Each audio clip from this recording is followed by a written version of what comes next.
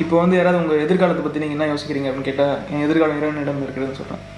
அதே மாதிரி தான் அந்த அந்த சமயத்தில் வந்து நான் சினிமா வேர்ல்டில் வந்து I was keyboard player and கிட்டத்தட்ட 15 வருஷம் சின்ன வயசுல வாசிச்சுட்டு இருக்கேன். அதனால் ஒரு சினிமா மேலே ஒரு விரக்தி வந்துச்சு. இதுதான் டெய்லி அதே தான் வாசிச்சுட்டு இருக்கோம். காலையிலலாம் டங்கு டக்கா சாயந்தரம் வேணால் அதே மாதிரி இதை விட்டுட்டு போனோம். இதுதான் எதுக்கு நம்ம ஒரு லைஃப் லீட் பண்ணுறோன்றது புரியல எனக்கு. அந்த டைமில் ஐ பிகேம் வெரி ரிலீஜியஸ், கடவுள் பக்தி தாசி ஆயிடுச்சு. அதனால்